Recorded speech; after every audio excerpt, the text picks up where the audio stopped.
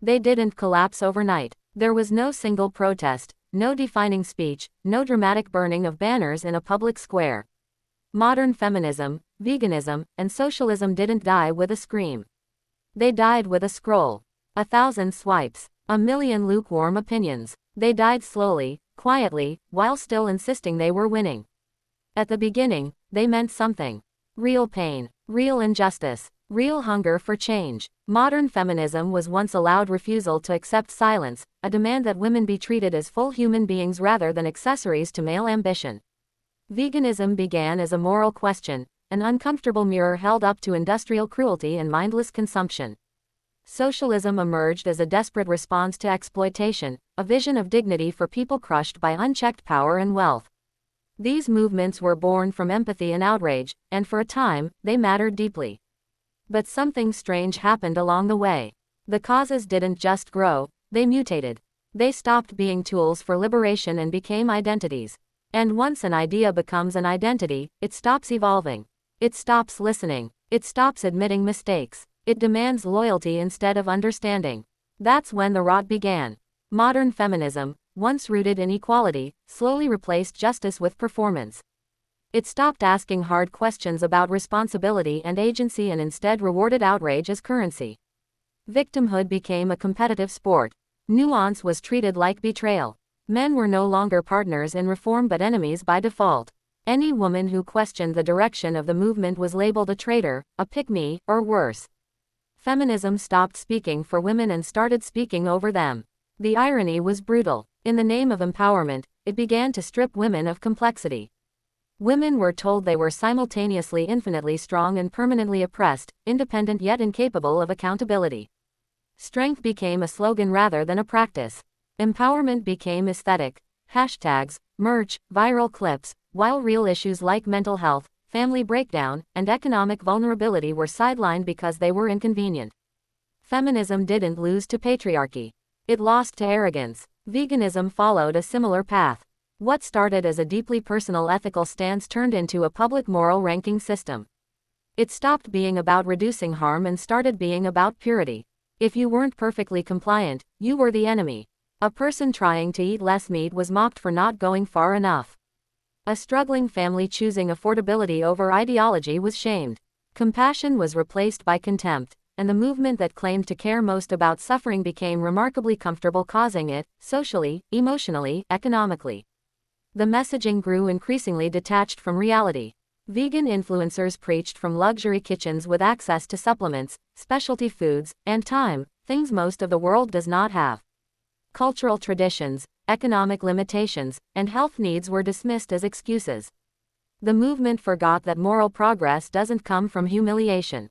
People don't change when they are attacked, they change when they are understood. Veganism didn't fail because people hate animals. It failed because it forgot humans. And then there was socialism, the most ambitious dream of them all. A promise that no one would be left behind, that work would be dignified, that wealth would serve society instead of consuming it. But instead of learning from history, modern socialism tried to rewrite it. Every failure was blamed on, not real socialism, every success of capitalism dismissed as luck or exploitation. Hard questions about incentives, corruption, and human nature were waved away as propaganda. Online socialism became a lifestyle brand. Slogans replaced solutions. Complex economic systems were reduced to memes. Anyone who questioned feasibility was accused of being a corporate shill or morally bankrupt.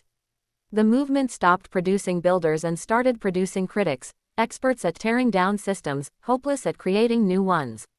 Socialism didn't lose relevance because people stopped caring about inequality. It lost relevance because it stopped offering believable answers. What connects all three isn't ideology, it's behavior. These movements didn't die because they were wrong in principle. They died because they became hostile to the very people they claimed to represent. They mistook moral certainty for moral superiority. They confused visibility with victory. They forgot that movements survive on trust, not intimidation. Social media accelerated the decay. Algorithms rewarded outrage, not wisdom. The loudest voices weren't the most thoughtful, they were the most extreme. Subtlety doesn't go viral, rage does. And so the movements radicalized themselves in pursuit of attention, mistaking engagement metrics for progress. Every disagreement became a war. Every question became an attack. Eventually, ordinary people, working parents, students, laborers, quietly stepped away. They didn't announce it. They just stopped listening. The public didn't reject feminism, veganism, or socialism because they were evil. They rejected them because they became exhausting. People don't want to live under constant accusation. They don't want to be told they are monsters for being imperfect. They don't want movements that demand obedience instead of growth. When ideology becomes a courtroom and everyone else is always on trial, people leave. The saddest part is that the original problems never went away.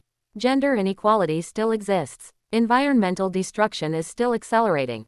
Economic injustice is still real.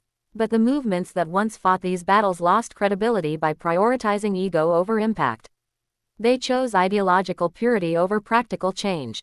And when that happens, even good ideas become useless. We killed them, not with opposition, but with excess. With absolutism. With moral bullying disguised as virtue. We turned living movements into rigid doctrines, then acted shocked when they shattered under their own weight. The irony is painful. In trying to control the narrative, they lost the story. What replaces them isn't clarity, it's confusion. Into the vacuum rush cynicism, apathy, and reactionary thinking. When people lose faith in reform movements, they don't magically become wiser. They become bitter. Distrust grows. Polarization deepens. And the space where meaningful progress once lived becomes a battlefield of extremes. But death doesn't have to be the end. Ideas can be reborn if people are brave enough to admit failure. Feminism could rediscover humility and complexity. Veganism could return to compassion instead of condemnation. Socialism could grow up, confront reality honestly, and evolve instead of repeating slogans. But that requires something these movements currently resist: self-criticism. Until then, their names will continue to exist, but their power will fade. They will survive as aesthetics, not engines of change. As identities, not solutions. And future generations will look back and ask how movements born from empathy became symbols of division. The answer will be uncomfortable. Because it wasn't them versus us. It was us. They told you these movements were unstoppable. That questioning them made you ignorant, immoral, or dangerous. But what if the truth is darker, and closer to home? What if modern feminism, veganism, and socialism didn't fail because of opposition, but because of the people who claimed to defend them? If you're ready for a story that challenges narratives, breaks illusions, and forces uncomfortable honesty, subscribe now, because the conversations no one wants to have are the ones that matter most. If this story made you uncomfortable, good, that means it worked. Don't scroll past it. Share it with someone who thinks differently than you.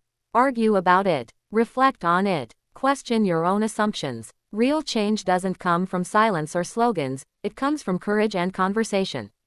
Subscribe, comment, and stay engaged, because the future won't be shaped by echo chambers, but by people brave enough to think for themselves.